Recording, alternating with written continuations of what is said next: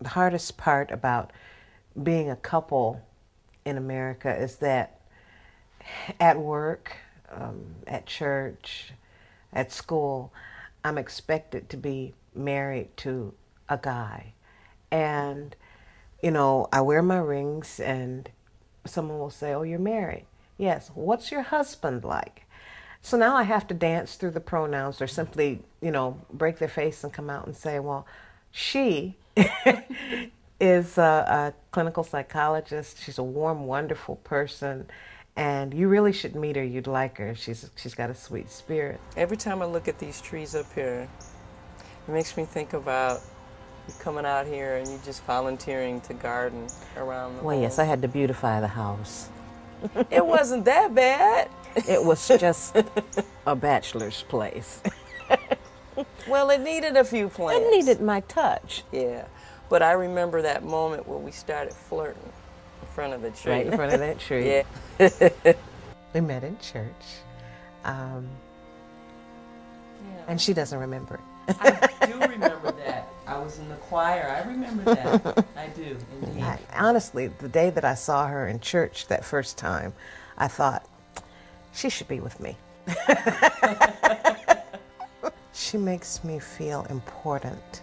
She makes me feel needed. We have a spiritual foundation. We have a love for our culture, for African people. So those are just only some reasons that we fell in love. On dreary days or rainy days, I like to read, and sometimes we just go out and sit on the porch and talk and watch the grass grow. It's cool and shady, and it can rain or whatever, and you don't get wet out. It's nice. The beginning of the year, I had a surgical procedure.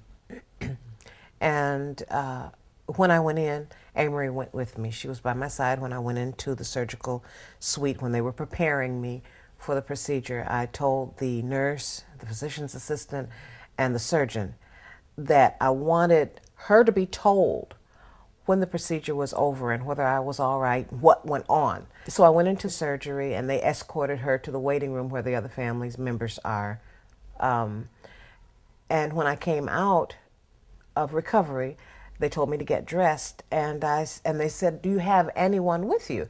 And I said, "Yes, my partner's here." She was supposed to be told whether I'd made it through what happened in the procedure. Does she know that I'm even out? And they said, "Well, I don't know. We'll see if we can go find her." It was very distressing, to be sitting in the waiting room and waiting and waiting and waiting and seeing other families getting the attention that I needed to have at that time, and it just really devalues us as a couple.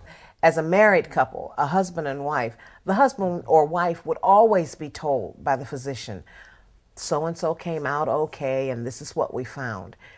She got nothing. She got none of that, and I got none of that. It really reduces us to almost like second or third class citizens, and we deserve the same kind of protections through the law as anyone else. Domestic partnership is fine, but I think that having marriage takes it to a different level. It says that I am equal to you. I'm not less than you. I'm hoping that my neighbors will get to see me as a person who deserves to have a marriage, a real marriage.